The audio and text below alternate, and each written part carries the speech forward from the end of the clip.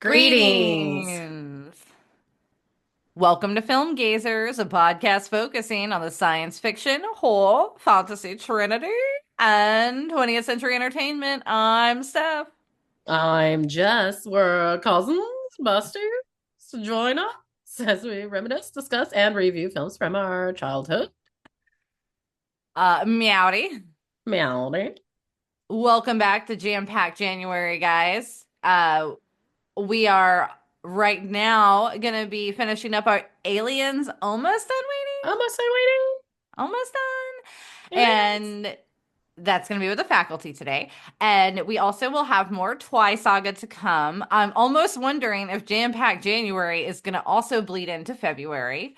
Um, Perhaps because what day is today? The it is 25th of it is the January. 25th already. And so there's like what 6 days left of the month. I don't think we're gonna be able to do it. Right. I mean, to be able to watch the two movies and then record And edit. together And yeah, and yeah, edit. like yeah, it's I don't think we're gonna be able to accomplish it. So what I will do instead is try to knock out that Nosferatu episode I have mentioned that I also have not got to because guess what, guys? We had snow days in Florida. Yes. It 3 snow days. yeah. Like it It hard lasted for snowed. three Yeah. days. Yeah, it only snowed technically one of the day, but then snow actually stuck for like 3 days too. So those of you familiar with Florida snow, it happens very rarely. If at all. Yeah, if at all.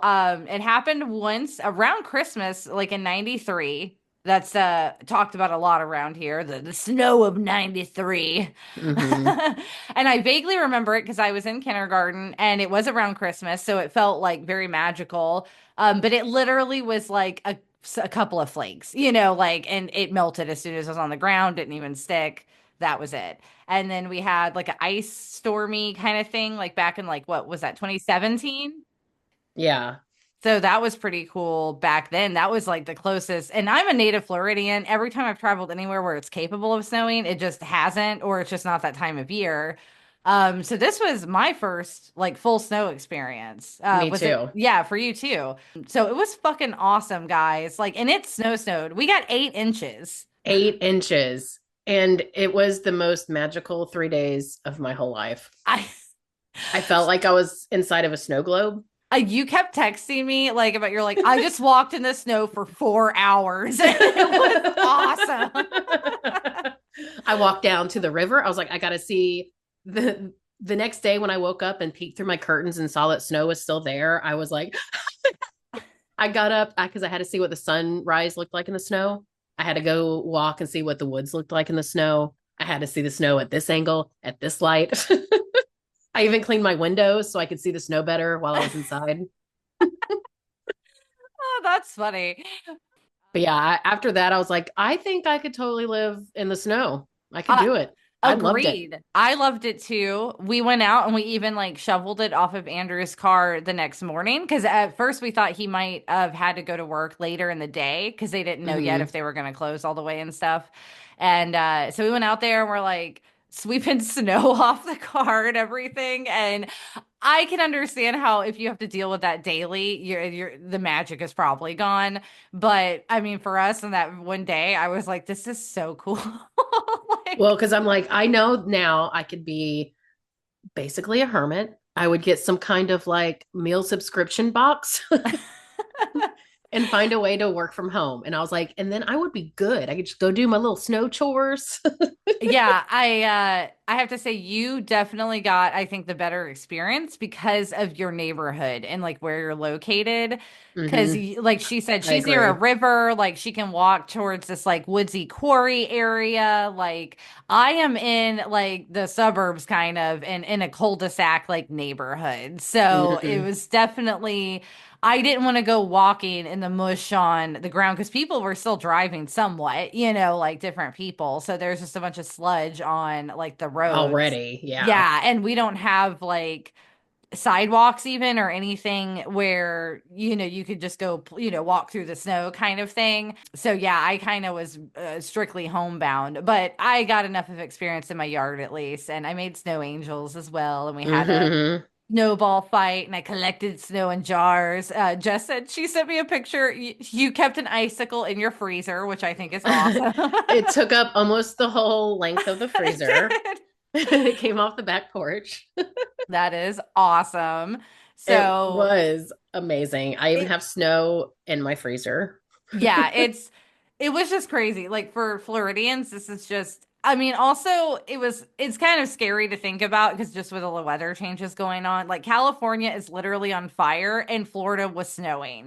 Like, Right. like it's just Crazy like pants. I'm like, is we are in a dystopian novel, I guess. I think we But have been since 2020. yeah, and I just like that we all just went out and played in it though. That Oh everyone just yeah, it felt collectively. yeah, collectively we all went and we played out in the snow. Like everyone was happy about it. Yes, No one really everybody. complained.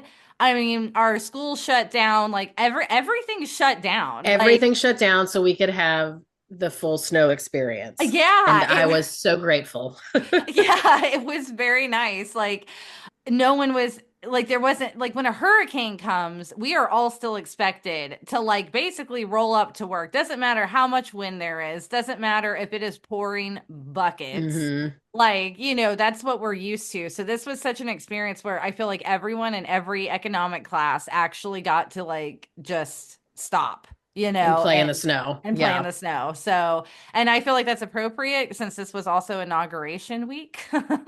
Yeah. Yes.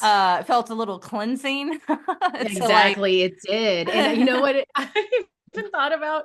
I was drinking my coffee and looking at the snow, and I was like looking at my backyard, and I thought, wow, you really can polish a turd. All it takes is some snow. It's crazy. mean, you ain't wrong. Everything looked better with snow on it. That's great. So yeah, that was our week of snow, which was amazing. So yeah, obviously we were more preoccupied with just kind of enjoying that. I also still had to work from home some, so Hmm. it was fine. I mean, I say everything stopped, but I was actually still working. You're like, I just didn't have to physically go anywhere. Yeah, so that was nice. Anyway, guys, so yeah, we were obviously, you can tell we were very giddy about the snow. It was very great. So we'll get to Twice Saga, finishing that up, probably more of early February. Maybe we'll do it for Valentine's Day, actually, as like a Oh, that'd be Valentine's Day good. special. That's yeah. Yeah. So we'll finish the saga for that. And then we have Face Your Fears February coming up with Arachnophobia for Jess and Mothman Prophecy for me. Just gonna be a three for that month Yeah. too. Well, and we also were reached out to on Instagram by a indie movie. I'm not going to say anything yet because I want us to kind of have more of maybe it recorded, the movie watched, all of that before I'm like, yeah, we're totally doing this at this time and this date, Oh, whatever. right, right, right. So I'll just do a little teaser. I said, sure, we'd love to review it. It's currently out. I believe it was on Stars and Encore, and they said they were just released on Tubi. So I'll most likely be watching it on there. And Hmm. then we might even do an interview, possibly. Exciting. Very exciting. I'm a little nervous. I wasn't until Dave was like, "Oh, you'd be okay to do an interview?" And I was like, "Yeah, if Stephanie's there." I was like, "If I'm with Stephanie, yeah. By myself, no." I was like, "Why would you say that? Now it makes me nervous." I didn't even think about being nervous. I always think about being nervous, so but yeah, if anything, it would be shorter. I mean, we don't have a super long format, and we are not like actual journalists, so Right. we would definitely be asking more like, the fun questions with the making of kind of stuff. Yeah, the fun facts, Yes, essentially. exactly. So it's like we could maybe start fun facts basically with an actual interview with some of the people involved, possibly. So obviously it is jam packed. I feel like we're really starting the year off, at least with a lot scheduled, a lot to come. So what you been watching? What you been doing besides playing in the snow? I've slowly been watching What We Do in the Shadows still. Nice, yeah. I don't want it to be like something I'm watching in the background because I'm at the season now where I haven't seen yet. Hmm. So I'm watching that one. And then I also restarted Supernatural from the beginning Nice. because I think I got like halfway through that one when it was on the air. Oh, okay, cool. So I restarted that one. And it is a long one. It's like what over 16 seasons, I think, right? I think Maybe it was like so. 15, 16. Yeah. Yeah. I was like, that's fine. I You know me and shows, I can just plow on through. know. And you're doing very supernatural theme anyway with that and what we do in the shadows. Exactly. And then I've been watching Martin as my fall asleep on the couch show. Nice, Martin. Martin. It's very soothing because, it's just funny, sitcom-y in the background. Yeah, and the shows from that era are just like calming to me because it reminds you of when you're a kid a little bit. Exactly. So what you been watching? So we started trying to do movie nights again a little bit, not necessarily on a set day, but just once a week. We're like, okay, let's watch a movie together. And we started with Spirited Away, always a classic. We thought we might start Mhm. getting and knocking out the Ghiblies, doing rewatches of those. Yeah, nice. So yeah, kicked it off with that is Andrew's one of his favorites. And this rewatch, I did like it even more than I did before. It's just the animation is just so beautiful in those films. And you know how I Yeah. feel about animation in general. I just Hmm. love it. So I I love it. love it. And then last night we watched Big Trouble in Little China. Nice. And it was so good. It was That's one of Dave's favorites, I think. I forgot like how good it was. When I was a kid, I watched it quite a few times. Always thought it was kind of goofy, whatever. And then last night they're watching it as a adult, and I don't think I had watched it probably since I was maybe like an early teenager. Got Kurt Russell so gorgeous in it. Oh my Oh my gosh. God. Yes. That I was like, God damn, Yes. Kurt Russell.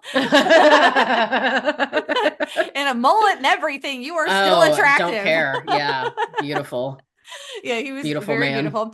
But I love that the whole premise is just he is this bumbling, like kind of rednecky, almost like, white guy, like thrust into little China town Little China town. town. And then and that he's not the hero, but like he's involved in the hero activities kind of like he's just there to help, man.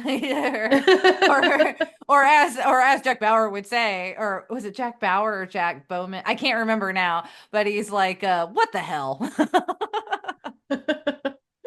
It's so good. It was very cute. It was very fun to watch again. So if you haven't Nice. watched that in a long time, I highly recommend you do. I have it and I have it on DVD. Yeah, go for it. It's great.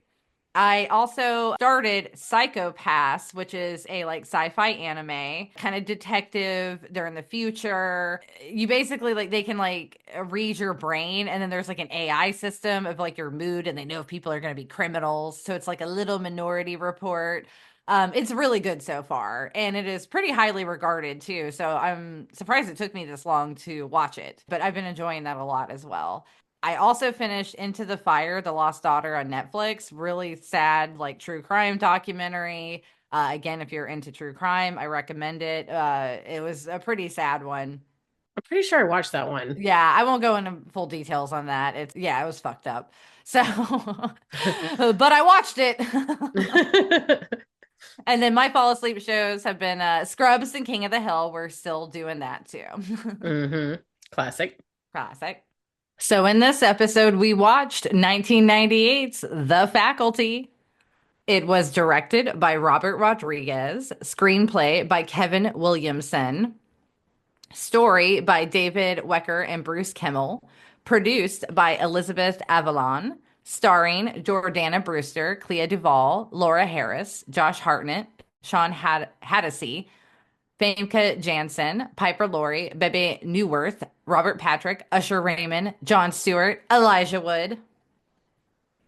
Cinematography was by Enrique Chediak. It was edited by Robert Rodriguez. The music was by Marco Beltrami.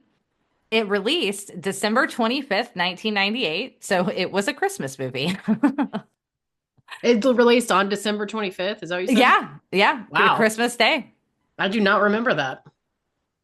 I do not either. I was like 11 in 98, I think. I was 13, so I was like 12, 13. Yeah, so that would make sense, like 10 or 11. And Yeah. then I don't think I actually saw it though until probably like 99, 2000. I was probably more like 13 when I started watching this Hmm. movie. I'm sure I saw it. I don't think I saw it in theaters because at that age, like my parents wouldn't have cared that much about a teen movie to go see it in theaters. Uh-huh. Yeah, exactly. But I know I'm sure I watched it with my brother, like when it was on DVD a lot. Hmm. So it was probably around that time too. Because I remember watching this one, Disturbing Behavior, came out the same year. Oh yeah, I remember watching that one at your house. Hmm. Yeah, the running time was 104 minutes and the budget was 15 million. The box office did 63.2 million. So it was like did well, it was like a box office success. It obviously made its money and then some. But it never really stuck. It did become more of a cult classic later. There was even a quote from Jordana Brewster because this was her first film, and then she didn't actually get those super big until she was doing the Fast and the Furious movies, and that was like That's what she, okay. 2001. Yeah, so like a couple of years after she did her first feature film, she has a quote saying she thought it was so funny that it was actually ended up the opposite because when she did Fast and the Furious, she thought, oh, this will just be some like fun, like car crime, like summer, like movie. And she thought the faculty was going to be the one that was going to get huge and that there was going to be like a multiples of. Crazy. Yeah, and it ended up being the opposite way, and she was just really surprised by that because everyone had, I guess, a lot of fun filming this movie, and it was on the curtails of Scream. So this is where we're going to get into the fun Hmm. facts. So in 1990, the original writers, which were Wechter and Kimmel, they wrote the first draft of the script and sent it out, and there were no buyers. But after the success of Scream in 96, Miramax bought the script and rushed it into production. They're like, oh shit, we gotta jump on. We got this teen movie right here. Right. So, of course, the dreaded Weinsteins are a part of this film. I mean, we've discussed this They're in a before. lot of films. Yeah, from that era. So, it was them that brought in Kevin Williamson, who did Scream, and they had him do rewrites. They kept the basic story, but he did rewrite a lot of the dialogue and adding additional characters to make it like more cool that teens would enjoy it. He was originally also set to direct the film, but he chose not to do it because he wanted to direct his other self-written script, Teaching Mrs. Tingle. Which is basically disturbing behavior. Yeah, that's why when you said that, I was like, "Oh, perfect! I got a perfect thing to tell her with fun Because I facts." totally forgot about teaching Mrs. Tingle Yeah, and until I you said remember that. watching that a lot at your house too. That's so Um, funny. so they, of course, they brought in Robert Rodriguez instead to direct, whom I am a very big fan Oh, of. yeah. I I totally just, forgot that he directed this, to be I did honest. too. I did too. I was like, this is why I like this movie. Right. I mean, uh, it is a classic, I think. yeah, I thought it was definitely it's cult classic, and Hmm. it's an enjoyable film. It's fun. Yeah. The original name though they had was The Feelers. I like the faculty much better. Yes, I do too. So Marco Beltrami, who composed the score, he also composed for Scream and for Joyride. Those are some two notable like horror that he did around this era. So the movie is supposed to be set in Ohio in the fictional town of Harrington, but it was filmed in Texas in areas of Austin and Dallas. And the football team playing in the games was a real high school football team from Lockhart, Texas. And they were the ones who did the football scene and everything like that. Hmm, And even people from the town were used to fill the stands in the big football game night. nice. So I thought that was fun. And there are several connections and homages to John Carpenter's The Thing. I don't know if you picked up on them. I did not because it's been a long time since I watched The Thing. We watched it not too long ago, so it was fresher in my memory. And the severed fingers that are attacking the Yeah. students, like that was kind of, yeah, from that movie as similarly. Mm-mm. Okay. Her and like the severed head when it's walking around again, that was very much like kind of like The Thing. And Okay. then really specifically though is when they do the drug test. It's similar to how they had to do the blood testing in The Thing to see if they were one of them. Okay. So yeah, so it was just has a lot of nice little elements and nods, I guess, to Which certain is probably why you like horror. it too. Also, yeah, because of course we have the guy from the Terminator as the coach, and Yes. I mean that's an obvious one right there. And this is one I didn't catch actually because I love Jon Stewart as well, and another reason to love this movie with his tiny little cameo. But his professor's name is Professor Edward Furlong. I didn't hear that, I I guess. didn't either. Maybe it's just in the credits. Maybe they just call him Professor Furlong. I don't know. Yeah. And but Because of course, I feel like I would have picked up on that because exactly. You loved Edward Furlong. I know. So I just thought that was very cool too. So they obviously that was a nod to Terminator 2. that's awesome. Yeah, the actor who played John Connor is named Edward Furlong, if you didn't know. Yeah. And it had the guy from Terminator 2 in it. Yeah, of course. So this is very much a funny fact to me that really screams of the era of like it was 1998 and 1999. It was, the end of the millennium. Right. Y2K. Yeah. So Tommy Hilfiger provided the clothing for this film. So that's why they're all dressed like the way they're dressed. Okay. And in exchange, the teen cast of the film was featured in TV commercials for Tommy Jeans, which ran all around That's the same cool. time. And yeah, I thought that was really funny. Because they do I'm trying to think definitely if I remember any of those ads, but I don't. I don't. You can find them on YouTube. There was a lot of behind the scenes making of videos available. Hmm. I didn't want to get into all of them for the fun facts, but they're there. So I think I might watch those later because they do seem fun. There also were clips of the movie used in the music video for Class of '99's cover of Pink Floyd's Another Brick in the Wall, which was Mhm. also used in the movie. They also had another Brick in the Wall Part 2 they released, and then that actually they had fresh footage of Elijah Wood, Clea Duvall, Jordana Brewster, and Sean Hattasey, with everyone but Clea Duvall lip singing to the lyrics.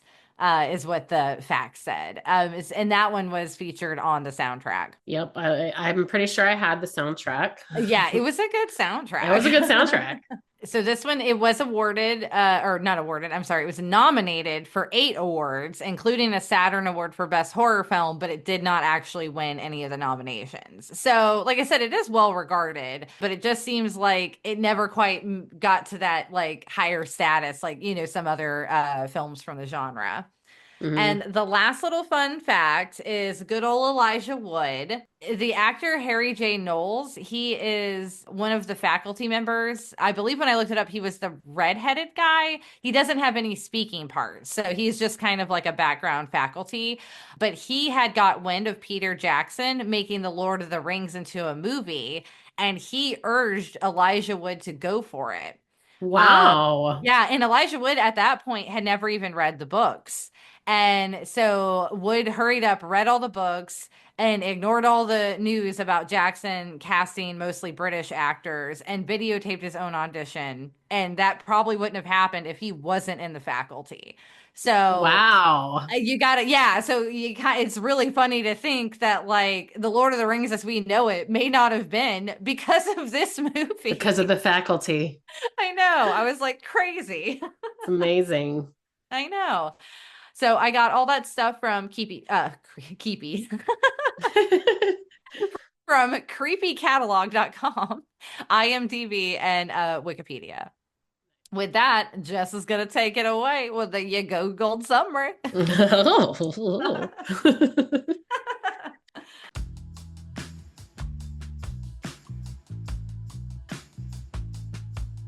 To the students at Harrington High, the principal and her posse of teachers have always been a little odd, but lately they've been behaving positively alien. Controlled by otherworldly parasites, the faculty try to infect students one by one. Cheerleader Delilah, football player Stan, drug dealer Zeke, and new girl Mary Beth team up with some of their other classmates, who cares, to fight back against the invaders.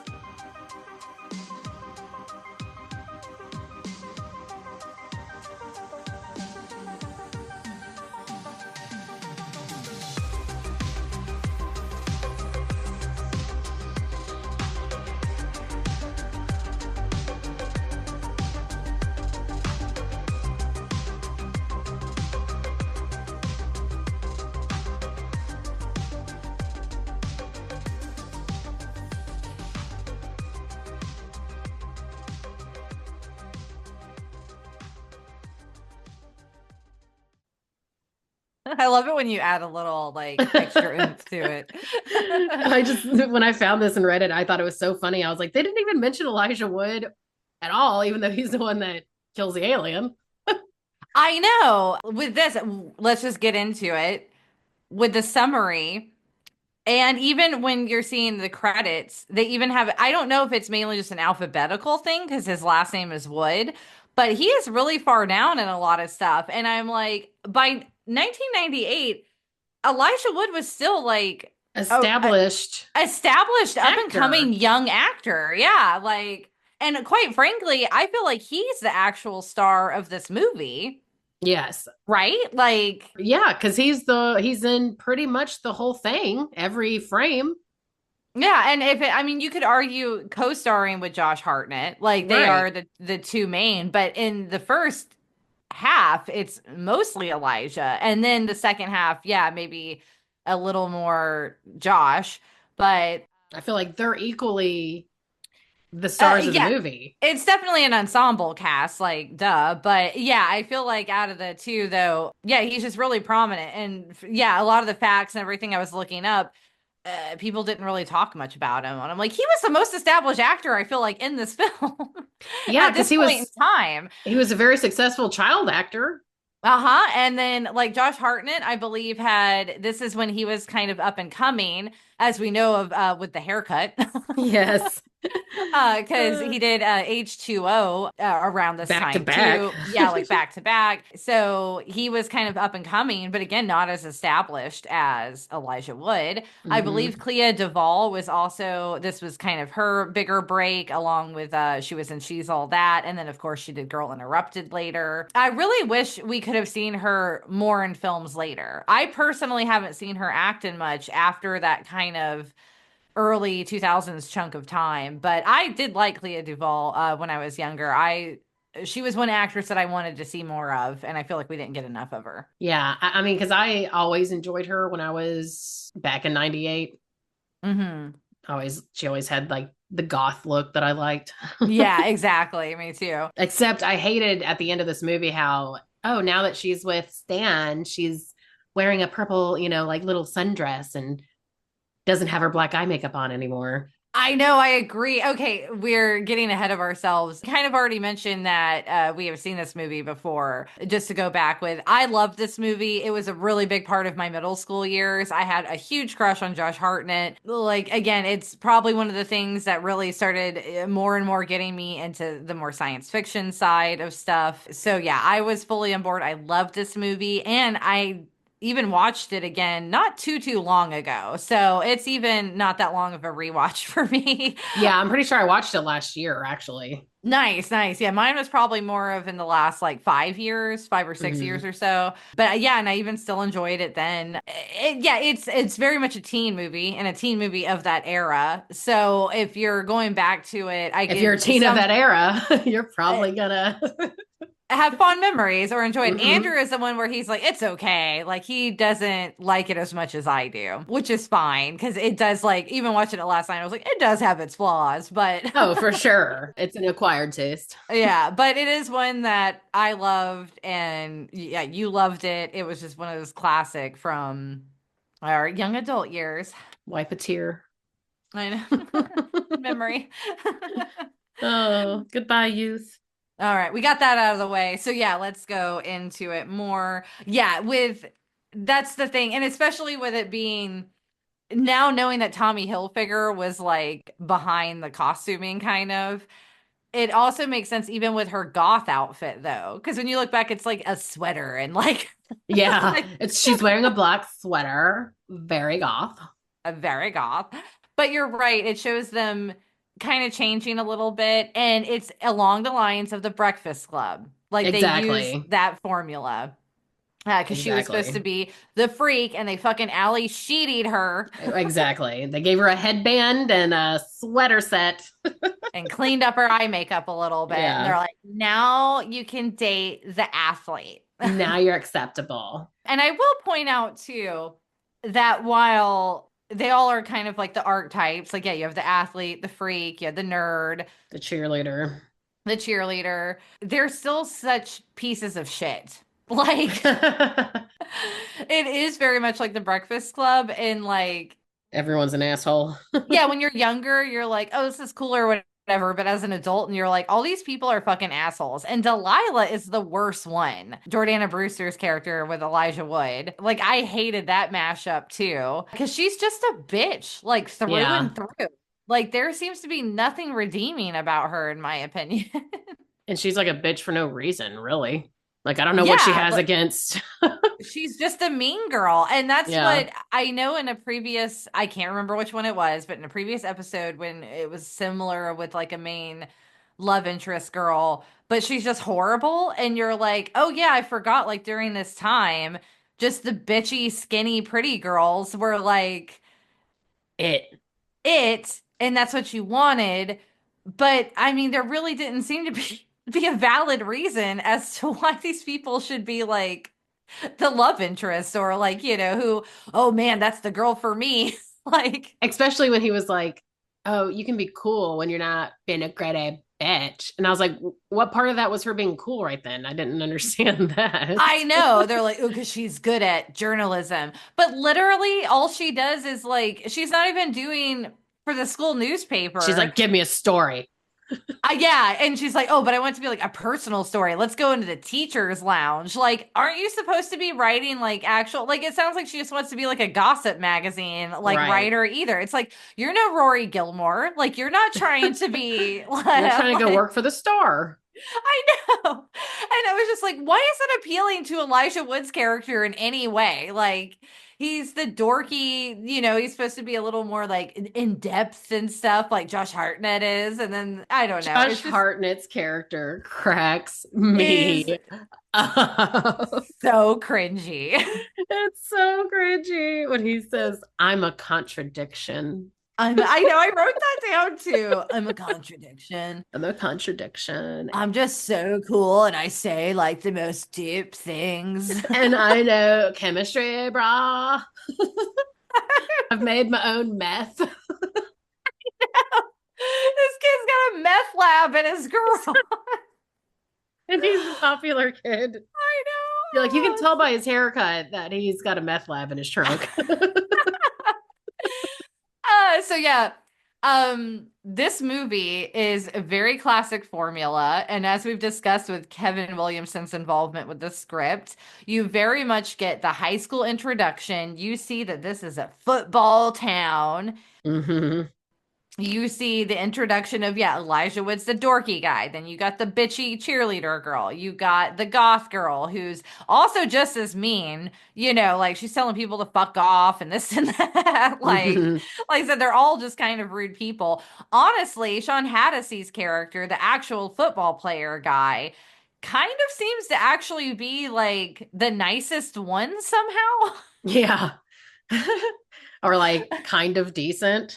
Yeah, like just a little more down to earth, I guess, because he's a football player that's excellent at football. He's a quarterback or whatever, and it starts like everyone has their own little storylines. But his is like kind of the most interesting, like he's wanting to step down from football and actually work on his academics, and he wants to get in college like academically and not have to rely on a football scholarship. Hmm. And he's like telling Delilah, and she's like, "What the fuck?" She's like, I'm a cheerleader. You have to be the quarterback. yeah, if we're gonna date, like that's how it works. And you're like, okay, bitch. So yeah, so you get a setup of all the characters, and there is also a new girl on campus, and she's Mary Beth Southern. I like how Mary Beth. is very Southern. So who came up with the accent? Was that already in the body? Is the alien doing the accent? Like where was Right? Mary Beth at the crash site? You have Mary Beth's memories. Yeah, it does seem like they retain that person. Like, because when everyone else turns, they're still kind of who they are, just a slightly better version. So, yeah, she probably did have an accent. It makes me feel like it's kind of like The Host, which is also a Stephanie Meyer's book. Oh, yes, I actually read that one. It's good. I liked it. It was okay. I liked it. I found my Goodreads review of it, and it was basically me just going like, I really wanted to like it, but it's the love story bullshit. I'm like, I don't care. I want the sci-fi. I don't give a shit about the I love like story all of part. it. I I like love know, story with the no. sci-fi. Yeah, no, some of it. And now after watching Twilight, I can be like, man, this bitch, she just does the same old shit and just puts a different fucking wrapper on it. But I did like the relationship that she did establish between the parasite and the human. Hmm. Like, because that was the best part of it, like to me, that was Right. executed. And and that's what I wanted more of. Like, like I said, I could care less about the dude. I'm like, I want to know more about this fucking alien in your brain. Wanda. Yeah, her name was Wanda. Oh, I forgot about that. Oh, that's funny. Yeah, so like I said, we get introduced to all the teenagers, and then it very much is sci-fi in the beginning with the faculty aspect too, because we're kind of seeing how it's starting to spread, and it doesn't show you spoiler alert, it's Mary Beth. It Yeah. doesn't show you that she was the original one who did the original infecting to some of the faculty. But there is an exciting scene of like the coach chasing the principal, and the drama teacher is supposed to be helping her, but oh, you find out the drama teacher's Surprise. in on it. Like, so it has an exciting start, very suspenseful. And did you know who the principal is? Meredith from Frasier, correct? It's Lilith. Or Lilith. Yes. Meredith. Frasier's I got that ex-wife. name completely wrong. Similar, had the ith in it. Yeah, there we go. Yeah, I really thought it was Meredith. You're thinking of Grey's Anatomy. Oh, I guess so. I don't watch that though. And I really hated the teacher Zeke confrontation. Ah, yes, yes, with Famke Jensen. I don't like any of their like confrontations. It's awkward and weird, and And it makes me inappropriate. uncomfortable, and yeah, very inappropriate. Um, and I think if I recall, because I think I had the DVD on this, I'm wondering if there was some deleted scenes. I think there might have been with them, with like her specifically. I'm not 100% sure because I feel like there's supposed to be maybe a little more to it, but I'm just like, it just makes Zeke seem like a douchebag. I mean Like, that, again, and I mean it makes like she's cheering for him at the end. Like, hello, you're his teacher. You're not supposed to be involved with him. oh, yeah, I forgot about the end part with that. Yeah. Like she's like cheering for him like she's into him, not in a teacher way. I know. There was always like weird implications like that back then with like, Yeah. and it's just so inappropriate that I don't know why it was ever even allowed to be a trope of any kind. Yeah. And also, because if we're going to talk about the end, I like that he's just smoking a fucking cigarette On the football field. on the football field. And also, and this is, yeah, okay, so let's get into that. Like I said, we've established this is basically like a science fiction breakfast club. Yes. And it's classic format of the teenagers figuring out what happens. The alien shows up, Elijah Wood finds a specimen, we get the cool John Stewart scene. Like, you got all this stuff. And there's even slight character development, you know, between the relationships that build up and, oh, we survived this. And, oh, you know, the nerd can like the cheerleader and blah, blah, blah. But why would he become a football player? I don't know. I just feel so out of left field. Because if anything, why wouldn't it have been Elijah Wood? Because he's the one everyone's like, oh, it turns out you're a really fast runner. Right. Like, And you're a the hero. all this foreshadowing feels like it was supposed to be Elijah Wood's character that became the football player because as we know the other guy stepped down and Delilah's a cunt, so she's like you got to be a football player. Exactly. Would make way more Like sense. I just felt like that's how it was going to happen, and then at the end, yeah, like I said, you see him and then I didn't even notice the teacher like cheering him on. Yeah. So that's yeah, that makes it even weirder. Like that felt like the so out of left field to like end this movie with. And to me, the Elijah Wood and Jordana Brewster, when they were like hooking up at the end, I don't know. I was like, hey, I don't like it. It was awkward. I felt like a lot of it was awkward. It I didn't does, feel like they had a lot of chemistry. yeah, it felt very forced a little bit for Yeah. sure. Yeah, I because did feel like Stan and, well, I don't remember. Stokely, Yeah, I feel like they Stokely, had Stokes. I feel like they had the most chemistry out of all the they couples. they did. I agree with you. And it cracks me up that he was popular back then, Stan. I know he's just I'm kind like, of he goofy. was a heartthrob? Because sometimes I feel like he talks like this, like little Nicky. Oh my God. He talks a little bit like little Nicky. That's so funny. So some of my favorite quotes was I'm a contradiction. Mhm. I felt like you should have said it like in the Nosferatu voice. I'm but a contradiction. um, I'm not like other boys. I'm not like other boys. He has a it must blow being you, and he's like, you have no idea. I'm like, oh, Oh. it's so hard being you guys. Hmm. You have And your no idea. sleepy little high school. And that high school looked rough. Yeah. There also was when the kids are running and he's like, Delilah, wait. And she don't wait for him. She just fucking takes off and leaves his ass. And he's like, well, I guess I'll have to get up by myself. So funny. Yeah. And still he's like, yes, this is the woman I want.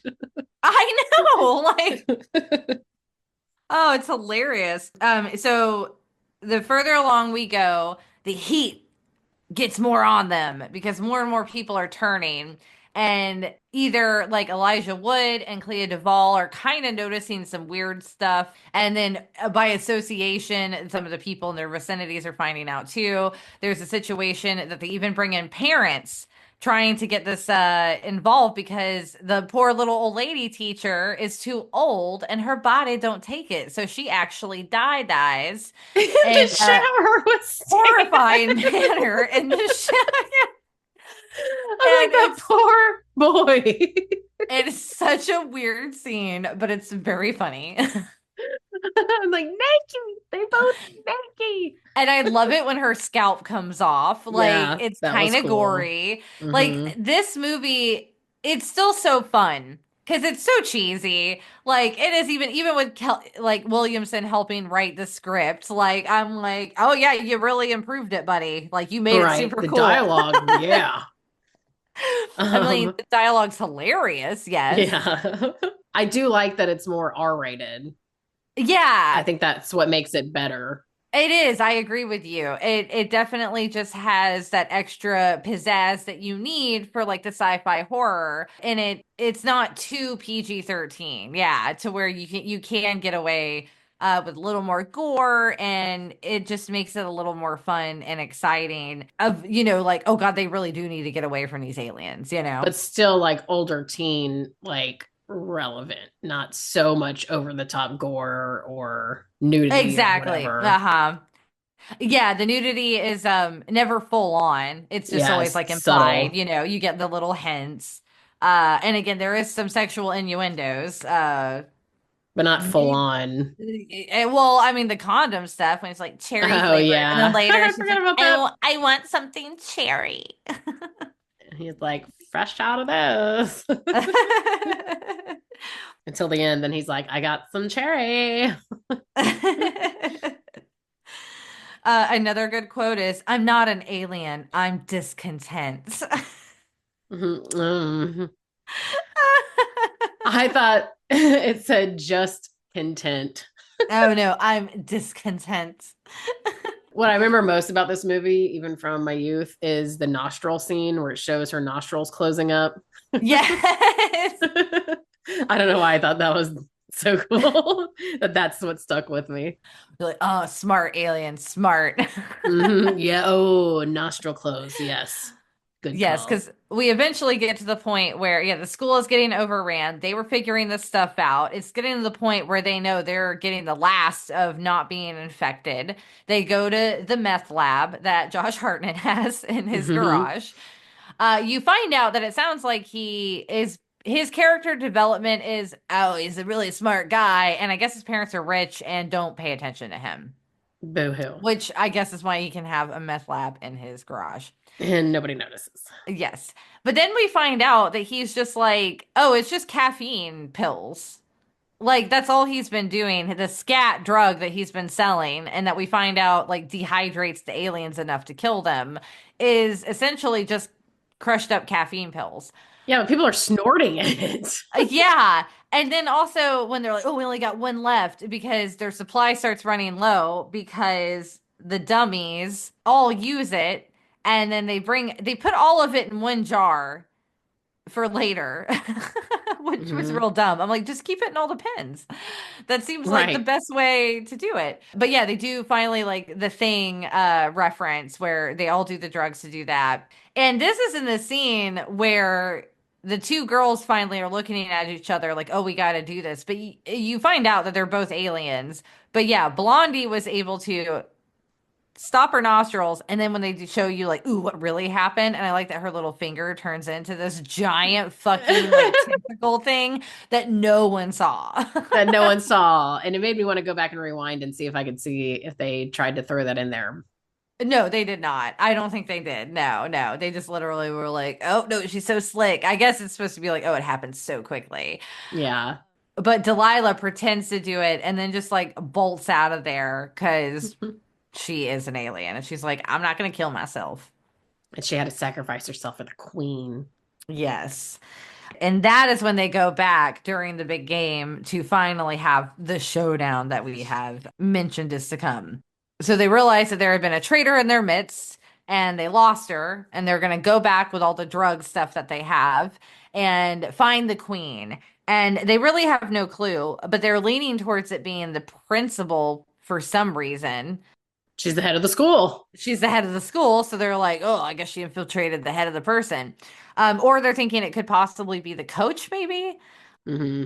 They're kind of like, we don't know, but let's go find out. And this is where they make the mistake if they do their trap later. And Mary Beth throws all of the supply basically onto the teacher and Hmm. sacrifices her. So that way it throws the heat off of her. And this is when you're kind of like, okay, we're getting the big climax. And at this point, they haven't told you it's Mary Beth yet, but it is getting heavily implied. And Yes, this is it's kind of where, obvious. yeah, and they all get separated and they all have their separate showdowns. Uh, yeah, Josh Hartnett with the teacher, Elijah Wood with Delilah. We have the goth girl, Stokes gets left with Mary Beth, and they're supposed to be waiting. And then you also get her being trapped. So it's like a whole thing. And then you get your happy ending, of course, because Mary Beth exposes herself and Josh Hartnett gets out for the count. And Elijah Wood, this is why I'm like, Elijah Wood is the star of this movie because he kills the alien. Yes. And again, why he should be on the football team makes no fucking sense to me. Right. Because Josh Hartnett was out for the count. Yeah. And it is Elijah Wood that I still love the scene behind the bleachers and the alien running Hmm. behind there, where you're like, oh, it would be a clever thing that this guy could come up with, and then knowing, to give him a chance, basically, to be able to Yeah. kill it. It was very exciting. I remember really loving that scene back then, and I still thought it held up now. Yeah, so you have the big alien standoff, and that's pretty much it. I mean, like, in terms of, like I said, the formula goes pretty much by it. They just do a really good job of making it fun. And the teen cast, despite some of the very cheesy dialogue, they do a good job. It's just, again, the kind of forced romantic chemistry on some of the characters seems a little bit silly. I felt like they could have just made it, they didn't have to Friends. couple all of them. Yeah, like, I mean, Right. some of them could have just remained friends. I think if they would have just done the Stokely, and I don't even remember what was his character's name. Elijah Woods. No, the football player. Oh, Stan. Stan, yeah. Like I said, they had the best chemistry, so I think they should have just made it to where they, kind of fall for each other. And then, like you said, Josh Hartnett, yeah, weird implication if he's supposed to be with a teacher, like, ew. Yeah. That Like I get that he failed a year, so maybe he is like 18, but doesn't still, matter. It doesn't it's matter. It's ew. still your student. Like, Exactly. Exactly. oh, and That's you why I are was like, what the hell? You are probably 100% right, though. That is definitely supposed to probably be the implication that he is 18 years old and that he was held back a year. Right, because that's what they Yeah. said, made mention that he was held back for Yeah, a but reason, I'm sure. that's exactly why, though, is so they could make it to where, oh, you can fuck the teacher. Like, Yeah, no, legally. that's still against school rules, even if he's Yeah. legal. Like, Right. Still ew. So yeah, still a flaw. Again, I'm a fan of Robert Rodriguez's directing. He is a very, like action oriented director. I like the way he sets up shots. He's just fun to me. So I also think that's why I'm partial to this one. And the way he edits things can be okay. Like I think he has definitely a knack and flair for it, considering how much experience he has doing it. Hmm. So I will definitely watch this movie again. It still is great. Like it's one of my teen movies. In fact, I'm gonna say it. It probably would be crazy to some people, but I like this one more than Scream personally, in terms of Hmm. rewatchability. Rewatchability. Yeah. I have more fun, I feel like, watching this one than I do when I watch Scream. Even though I do like Scream too. I think it's just Josh Hartnett and aliens. Yeah. Yeah, because I always did love Elijah Wood.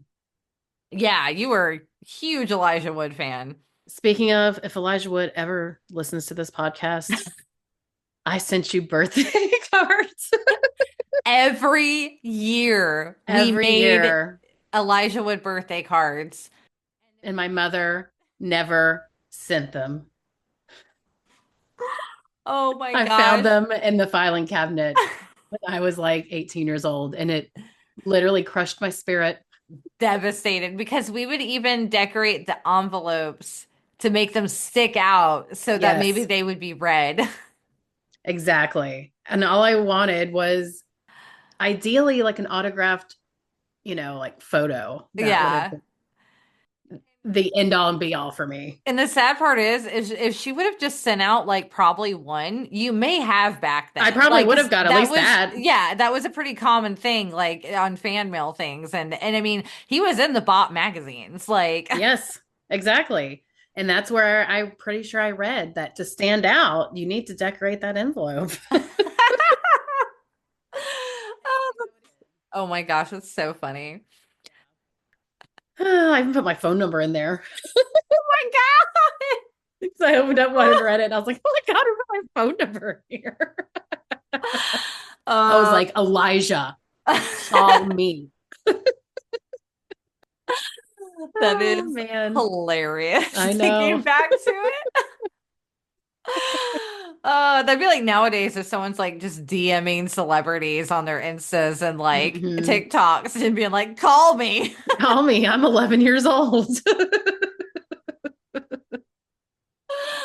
Oh Lord. I mean, he's got to be around my age. We can't I'm be that far y- apart. yeah, I'm pretty sure he is. I'm gonna I look have it to up. look it up. Yeah. Let's look it up together. He is 43. So yeah, Oh, he's yeah. only He's 3 years only three older years than older than you. me. Perfect. So he was 14. Not creepy at all. So funny. I mean, he's a great actor though. So, And he seems like to be a child actor, man, he came out really good. oh yeah, yeah, yeah. He still seems down to earth. He seems very healthy. Yeah, Like he seems like a healthy person. he does. So good for him. But And yeah, he's kind of ageless. he really is. He looks so good for his age still. I still see like little Elijah Wood in there. Mhm. That was it. That was the faculty. Obviously, we both still enjoyed it. Again, so cheesy with some of the teen stuff. But if you have an older teenager, I would still recommend it. Oh, Like I said, yeah. the innuendos aren't bad enough. Like it is rated R, but I mean, if you have a mature high school, like I was watching this at 13, so I think your kid will be fine. Right. Like an older teenager would be perfectly fine with this film. I don't think Uh, there's anything scarring in there. no, and like I said, nothing too inappropriate. Especially now, I'm like, oh, they implied he was 18. They at least try to do that much, I guess. So nothing too crazy. Um, and yeah, I think it'll remain a cult classic for a reason. If you look online, a lot of people like it. I think it still has like a 3.7 or something, I think on Letterboxd. Like it's even critically reviewed, in the classic, like, hey, it's a fun movie. Everyone pretty much enjoys it. Hmm. Well, that was the faculty. And as always, you can find us at Film Gazers on the social medias and the Film Gazers podcast community on Discord. I made a post last night when I was watching Big Trouble in Little China. So again, we are checking it. So if you want to jump in and start chatting with us, or want to talk about some random movie or themes in something, feel free to do so. We are checking it often enough now to where you will get a response. Yes, you will. Every couple of days, I've been trying. So, Nice, nice. Look at that. Look yeah, at that. I'm like, it only takes 2 seconds. Exactly. I'm like, it's fine. I can do You it. I can. can do it. And then like I said, there hasn't been any updates really. So I'm like, okay, it's fine. I'll write something and then I'll check back in a couple of days. So yeah, obviously we're keeping up on some more of the social media and interacting. I responded to someone on our Instagram DMs. So hello, we're doing things, Doing the damn things. doing the damn things. Remember, Face Your Fears February. We decided in this episode that we're gonna do the Twi Saga ending for Valentine's Day. How appropriate. Hmm. Very romantic. Then March will be there before you know it, and we will announce those themes on our next episode in February. So, yeah, get ready for arachnophobia. So, time to hit the dusted trail. Until next time. Later, Later, taters. taters.